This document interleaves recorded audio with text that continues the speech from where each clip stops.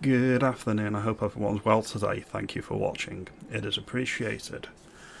There's been 3 fires at properties and cars that are linked to the Prime Minister in the past week or so. The Prime Minister has come out and said that any arson attacks on his houses or properties linked to him are an attack on democracy.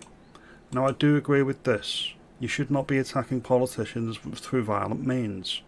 I shouldn't have to state this, but I'll state it again. Attack them where it really hurts. The ballot box. Let's keep it peaceful, let's keep it democratic. The Prime Minister said that the blazes were an attack on democracy, and a 21-year-old man remains in custody on suspicion of arson with intent to endanger life. Emergency services were called to the fires at 2 doors at 2 homes in North London and a Kentish town. One blaze was at 1:30 on Monday, while the other was a block of converted flats in Islington the previous day. There was also a third fire in a car connected to the politician that was set alight in the same Kentish town as the property last Thursday. They think by withholding the information they are protecting the person that did it. They're not. By withholding the identity, the ethnicity of the person that did it, they've told us everything we need to know.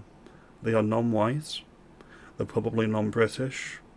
I would go out on a limb and say they're not from Europe, and they're probably of Asian descent. That would be my inclination.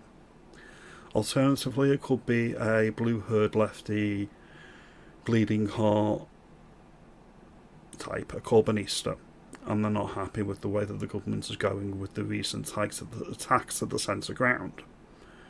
Either way, as a protected client group, you know and I know if it was a white British male or female that they could spin as far right. The media, the legacy media, and all the pundits would be all over this like a rash, and they would be saying it's because of Nigel Farage and Reform UK.